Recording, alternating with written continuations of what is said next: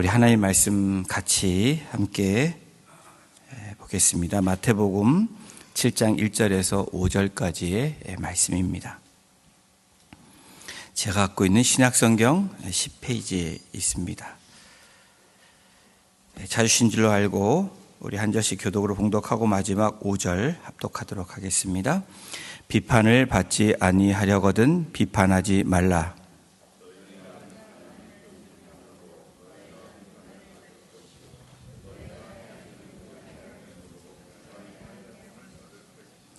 어찌하여 형제의 눈 속에 있는 티는 보고 내 눈 속에 있는 들보는 깨닫지 못하느냐. 보라, 내 눈 속에 들보가 있는데 어찌하여 형제에게 말하기를 나로 내 눈 속에 있는 티를 빼게 하라 하느냐. 우리 함께 합독합니다. 외식하는 자여, 먼저 내 눈 속에서 들보를 빼어라. 그 후에야 밝히 보고 형제의 눈 속에서 티를 빼리라. 아멘. 우리는 하루에 수없이 많은 판단을 내리면서 살고 있습니다. 뉴스를 보면서도 그렇고요. 그리고 SNS를 또 통해서도 혹은 곁에 있는 가족과 동료들, 주위에 있는 사람들을 보면서 우리 마음속에 있는 이 재판소는 쉴 틈 없이 땅땅땅 판결을 내리면서 사는 것이 저희들의 삶이라고 말을 해도 과장이 전혀 되지 않다고 생각을 합니다. 상대방의 상황이나 사정을 다 알지 못한 채 내 기준의 잣대로 상대를 낙인 찍는 소리가 우리가 살아가고 있는 또 우리의 마음속에 우리들의 자아일 것입니다. 어쩌다 거친 말을 내뱉는 사람을 볼 때 우리는 그런 생각을 할 수 있습니다. 역시 근본이 안 된 사람이야. 정말 상종하면은 안 될 것 같아. 평소 그 사람이 보여준 어떠한 모습보다는 그 말 한마디에 한 번의 실수를 그의 본성이라고 확정짓는 판결하는 우리들의 모습이 있습니다. 또 어떤 때에는 약속에 늦은 사람들을 볼 때에 저 사람은 기본이 안 됐다라고 판단하는 우리의 모습이 있습니다. 남의 시간을 우습게 여기는 이기적인 사람이야 라고 생각하는 우리의 판단이 있다라는 겁니다. 그가 오던 길에 어떤 일이 있었는지 생각하지 않고 그 자체만을 보고 판단하는, 비판하는 우리들의 모습을 봅니다. 또 어려움에 처한 이웃을 볼 때도 이런 생각을 우리가 갖습니다. 젊었을 때 노력을 하지 않았으니까 저렇게 살지 등등등 예상치 못한 그 한 사람의 재난과 고난은 고려하지 않고 오직 개인의 무능으로 몰아가는 그러한 우리들의 모습이 종종 있습니다. 이와 같은 비판을 하는 이유는 저희들이 왜 비판을 하죠? 내가 저 사람보다 낫다라고 생각을 하기 때문에 그렇습니다. 내가 저 사람보다는 좀 우월한 위치에 있다고 착각하기 때문입니다. 결론적으로 그것이 무엇이냐면 교만이라는 거예요. 오늘 본문에서 주님은 우리에게 충격적인 선언을 하십니다. 비판을 받지 아니하려거든 비판하지 말라. 특히 이번 주간은 우리 주님의 인류의 모든 비판과 정죄를 몸소 짊어지신 고난주간입니다. 이 거룩한 고난주간의 출발점에서 주님이 왜 그렇게 엄중하게 비판을 하셨는지 또 그런 말씀을 하셨는지를 함께 나누고자 합니다. 오늘 첫째 날은 예루살렘 입성 후에 매매하는 자들을 내어 쫓는 우리 첫날의 모습을 우리가 성경에서 만나봅니다. 내 집 아버지의 집은 기도하는 집이다라고 그렇게 선포하시는 주님을 우리가 묵상하게 됩니다. 예수님은 성전을 정결하게 하시며 종교적 외식과 위선을 꾸짖으시는 장면이 첫째 날 예수님의 성전 정화의 날입니다. 우리는 보통 타인의 죄나 예수님을 못 박은 유대인들을 그 악함에 집중하기 쉽습니다. 그런데 오늘 본문은 그 시선을 나 자신에게 돌리라라고 말씀하시는 우리에게 주시는 말씀입니다. 우리 7장 1절에 이렇게 시작합니다. 비판을 받지 아니하려거든 비판하지 말라. 주님이 비판하지 말라라고 그렇게 하신 말씀은 단순히 남의 잘못을 지적하지 말라라는 이 도덕적 훈계를 넘은 하나님 나라의 통치와 원리와 관계가 있다라는 뜻입니다. 비판하다로 번역하는 이 크리노라는 이 단어는 두 가지의 의미를 두고 있습니다. 재판 단죄하다라는 첫 번째 뜻이 있는데 단순히 의견을 나누는 것이 아니라 마치 자신이 재판관이 된 것처럼 상대방에게 다른 사람에게 최종적인 판결을 내리는 정죄하는 행위가 바로 이 비판하다라는 이 크리노라는 첫 번째 단어의 의미입니다. 또 다른 의미로는 분리 구별하다라는 뜻도 있습니다. 이 사람은 나쁜 사람, 나는 좋은 사람 식으로 선을 그어서 상대를 공동체 밖으로 밀어내려고 하는 그런 마음이 바로 이 비판하다라는 이 원래의 원어의 의미가 담겨져 있습니다. 우리가 비판하는 가장 큰 이유는 우리 스스로가 최종 판결자로 그 자리에 우리가 있기 때문에 그렇습니다. 원어적 의미의 비판은 단순한 조언이 아니라 상대방을 단죄하는 행위입니다. 우리가 비판할 때 우리는 무의식적으로 나는 옳고 너는 틀렸다라는 전제를 깔고 우리는 비판한다라는 겁니다. 또한 하나님의 권위에 도전하는 그런 교만이 그 안에 있다라는 거예요. 그렇다면 주님은 왜 비판하지 말라고 하셨을까? 비판하지 말라고 한 첫 번째 이유를 든다면 우리의 이 시야의 한계 때문입니다. 우리가 볼 수 있는 한계가 우리는 제한된 사람들이라는 거예요. 마태복음 7장 3절에 보면 어찌하여 형제 눈 속에 있는 티는 보고 내 눈 속에 있는 들보는 깨닫지 못하느냐라고 예수님께서 경고하시죠. 이 티는 아주 작은 가시, 실, 그물 혹은 볼이나 밀에 겨 부스러기를 바로 티라고 이야기합니다. 그렇다면 들보는 어떤 의미냐면 이 물의 지붕이나 천장을 지탱하는 거대한 석가래, 다시 말하면 대들보를 뜻합니다. 여기에서 들보는 내 내면에 자리 잡은 거대한 죄성을 의미합니다. 영적으로 완고한 우리의 편견을 말하는 겁니다. 타인을 정죄하는 교만이 바로 들보의 의미가 있습니다. 티와 비교하면 말도 안 되는 거대한 그런 건물, 거대한 모습을 말하고 있는 겁니다. 우리 인간은 자신의 결점에는 굉장히 너그럽습니다. 그러나 타인의 실수에는 날카로운 성향을 드러내는 것이 우리의 죄성이라는 거예요. 내로남불의 모습이 바로 이런 모습입니다. 그러므로 왜곡된 시선으로 내리는 비판은 결코 의로울 수 없다라는 거예요. 여러분, 암만 우리가 의로운 판단을 하고 비판을 의롭게 한다고 할지라도 저희는 의로운 사람들이 아니기 때문에 의로운 비판과 판단이 될 수 없다라는 겁니다. 어느 젊은 부부가 새로 이사를 왔습니다. 이 새로운 이사 온 집에 이튿날 이 부인이 창밖으로 그 이웃집 여자가 빨래를 넣는 것을 보게 됩니다. 이 부인이 남편에게 말합니다. 저 옆에 새로운 온 이 부인은 빨래를 잘 못하는 것 같다라고 이야기를 합니다. 너무 지저분해서 빨래를 어떻게 하는지도 모르는가 봐, 세제를 어떻게 쓰는지도 모르는가 봐 등등등 이런 비판을 합니다.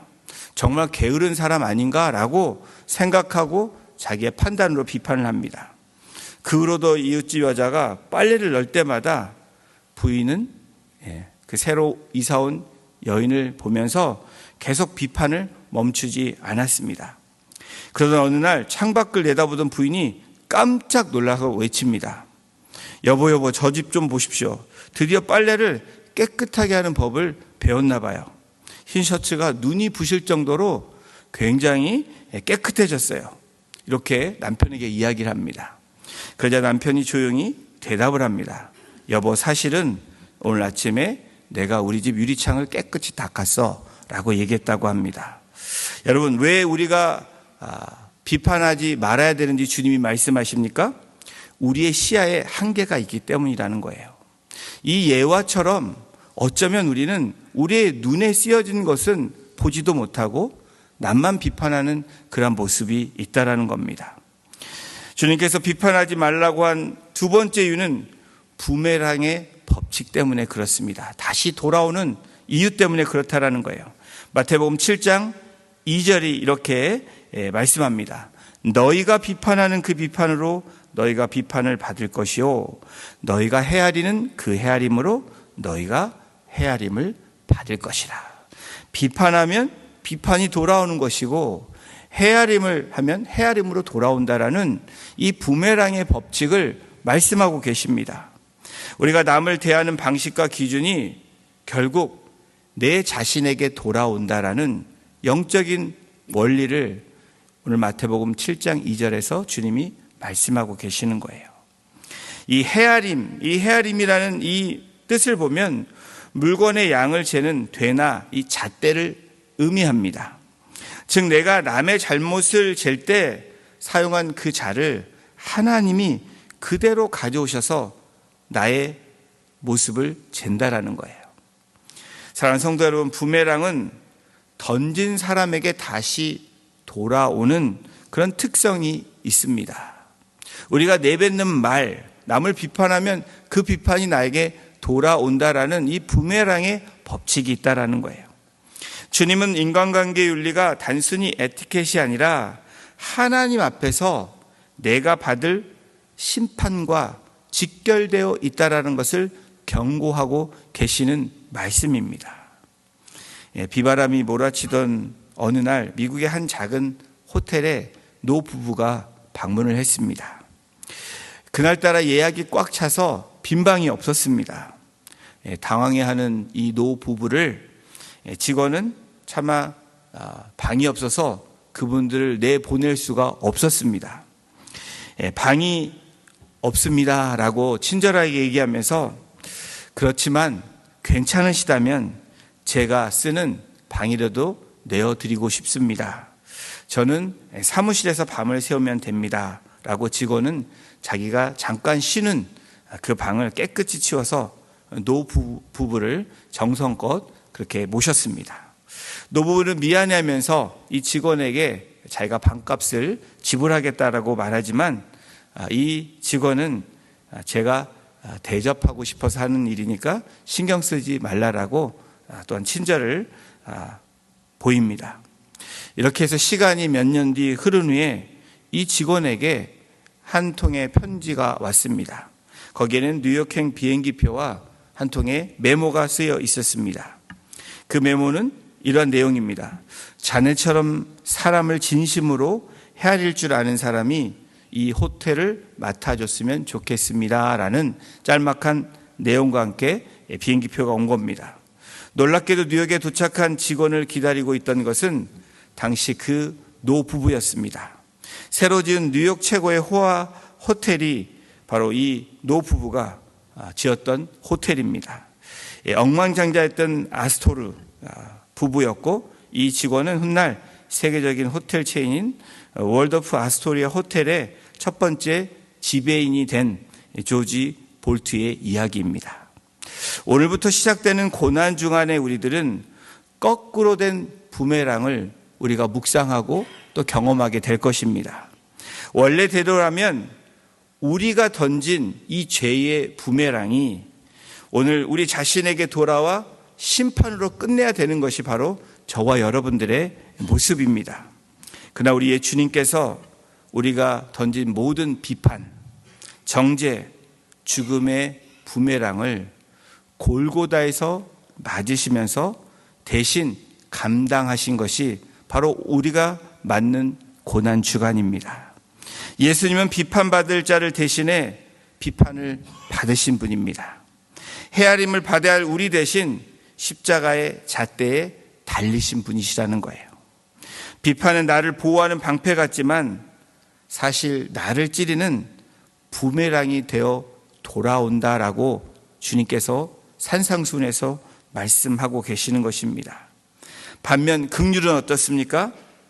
내가 손해 보게 하는 것 같지만 결국 하나님의 긍휼을 끌어당기는 귀한 자석의 역할을 한다라는 거예요.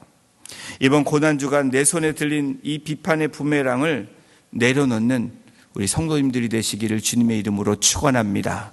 이 첫째 날, 고난주간의 첫째 날, 성전을 그렇게 청소하셨던 예수 그리스도의 그 시작이 오늘 우리들의 마음속을, 우리의 성전을 정리하는 그 시작으로 나가기를 소원합니다. 왜 주님께서 비판하지 말라고 했습니까? 우리의 시야의 한계 때문에 그렇다라는 거예요. 또 부메랑의 법칙으로 돌아오기 때문에 비판하지 말라라는 겁니다. 또한 재판관의 자격 부재 때문이라고 말씀을 합니다. 비판하지 말아야 할 결정적인 이유가 바로 여기에 있습니다. 우리에게 그럴 권한이 없다라는 거예요. 여러분, 우리가 암만 의롭다 해도 그 권한은 아버지께 있고 우리 주님께 있다라는 겁니다. 성경은 심판하고 판결할 권세가 누구에게 있다고 가르칩니까? 오직 한 분, 우리 하나님이시라고 말씀하시는 거예요. 우리가 누군가를 정죄하는 그 순간에 우리는 하나님의 자리에 앉으려는 교만을 범하게 되는 것입니다. 주님은 5절에서 비판하는 자를 향해 뭐라고 말씀하시죠? 외식하는 자요 라고 말씀하고 계십니다. 아니, 어쩌면 외식하는 자요 라고 오늘 십자가 앞에 나온 우리들을 부르고 계시는지도 모릅니다. 자신도 죄인이면서 남을 정죄하는 그런 행위, 스스로를 의롭다고 착각하는 그 위선에 빠지지 말라라고 오늘 이 말씀이, 이 한 단어 부르는 주님의 음성이 저와 여러분들에게 하시는 말씀이라는 거예요. 재판관은 증거를 수집한 뒤 최종 판결을 내립니다. 우리 마음도 상대 한두 가지 행동을 보고 그 사람의 인격을 규정하려고 하는 우리의 모습이 날마다 있다라는 거예요. 재판관은 판결을 통해 상태를 바로 잡으려 합니다. 내가 상대를 바꾸고 가르쳐야 하는 강한 책임감이 우리에게 있다라는 거예요. 그 우월감 때문에 남을 정죄하고 판단한다라는 겁니다. 오늘 월요일에 예수님은 열매 없는 무화과 나무를 저주하시고 장사치들로 가득한 성전을 뒤엎으셨습니다. 예수님의 행위는 감정적 비판이 아니라 공의의 회복이셨습니다. 우리는 예수님처럼 한다고 비슷하게 공의를 말로 삼아서 우리가 비판하면 안 된다라는 거예요. 반면 여러분, 그 당시에 종교 지도자들은 어떻습니까? 예수님을 비판하며 죽을 모의를 시작했다라는 거예요. 종교 지도자들은 예수님을 깎아내림으로써 나의 도덕적 우월감을 확인하려는 그 심리적인 기제, 그 죄성이 작동하기 시작한 것입니다. 여러분, 이번 한 주간이라도 우리의 모습을 다시 한번 돌이키고 나의 모습을 십자가 앞에 내려놓는 우리 성도님들이 되시기를 주님의 이름으로 부탁을 드립니다. 이 시대의 안타까운 일은 디지털이 가속화되면서 SNS의 확산으로 비판하는 일이 너무나 쉽게 이루어지고 있다는 거예요. 이제는 옆에 사람이 아니라 전 세계 사람이 다른 나라에서 나를 비판하는, 잘못하면 그런 일들이 많이 생겨나고 있습니다. 그런데 이러한 비판이 마치 정의로 착각되어지는 그러한 일들이 종종 일어나고 있습니다. 아니, 그 상황들이 굉장히 강해진 시대가 이 시대입니다. 더불어서 전체 상황을 알지 못하는 때 눈에 보이는 부분으로 성급한 결론을 내리는 그런 모습들이 비일비재합니다. 고난주간을 통해서 우리 주님께서 나에게, 또 우리에게, 우리 공동체에게 교훈하시는 말씀이 무엇인지 우리가 분명하게 묵상해야 된다는 거예요. 예수님은 비판받아 마땅한 우리를 위해 오히려 비판의 자리에 서서 십자가를 감당하신 분이십니다. 비판의 화살을, 주님의 고난을 묵상하는 저와 여러분들은 비판의 화살을 나 자신에게 돌려야 된다는 거예요. 내 내면을 들여다볼 수 있는 이번 한 주간의 고난 주간이 될 때 우리가 주님을 제대로 묵상하고 그 십자가 앞에 나아갈 수 있는 거룩한 하나님의 백성이 될 수 있을 것입니다. 비판의 화살을 나 자신에게 돌릴 수 있는 이번 한 주간의 삶, 그것을 통해서 주님의 긍휼의 시선을 회복하시는 우리 복된 성도님들이 되시기를 주님의 이름으로 축원합니다. 이 고난 주간은 온 주간의 온 우주의 재판관이신 주님이 우리를 정죄하는 그 대신에 죄인인 우리를 변호하기 위해 십자가에 달리신 그 기간입니다. 다시 한번 나도 정죄받아야 마땅한 죄인이라고 고백하는 이번 한 주간의 시작이 되어질 때 우리가 마음속 재판소의 망치를 내려놓고 주님의 평안으로 한 영혼을 귀하게 여길 수 있는 그런 영적인 회복이 우리 공동체 가운데 일어나시기를 다시 한번 주님의 이름으로 축복합니다. 기도하시겠습니다. 하나님, 비판은 나를 보호하는 방패 같지만 사실 나를 찌르는 부메랑이라는 것을 오늘 이 산상순의 말씀을 통해서 또 고난주간을 맞이하는 우리들을 향해서 말씀하시는 주님의 음성에 우리가 귀를 기울입니다.